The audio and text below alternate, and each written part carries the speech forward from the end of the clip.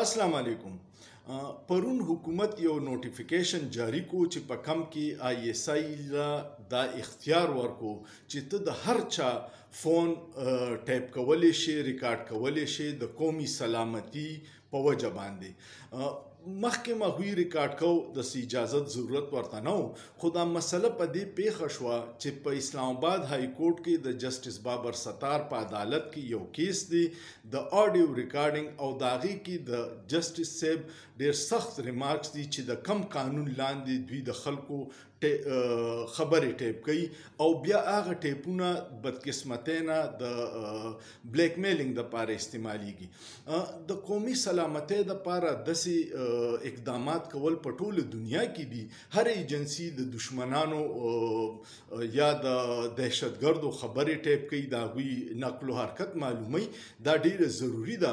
خو زموږ ملک کې بدقسمتي دا دي چې دغه شیزونه مس یوز کیږي، د خپل سیاسي مخالفو د پاره استعمالیږي، بیا بلیک میلینګ پې کیږي او حکومتونه جوړولو او ورانولو کې د دې ټیپونو بیا ډېر لوی رول.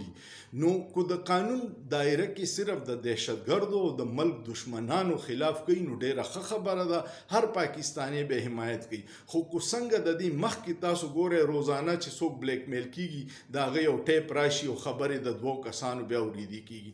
خو زما سره فکر بل دی، په مونږ خو وخت تیر دی، خو دا ځوانان چې دا جانو مانو ته فونونه کوي نو اوس ډېر احتیاط کوئ، ځکه ستاسو خبرو به هغه جانو مانو د یو 18 ګریډ افسر اوري او خاندي به دپسې، خو بیا به وایي چې زه ځوانان دي یو بل ته د جانو مانو خبرې کوي. نو ستاسو څه خیال دی؟ سوچ به وکړئ، په سوچ کې څه ګناه نشته.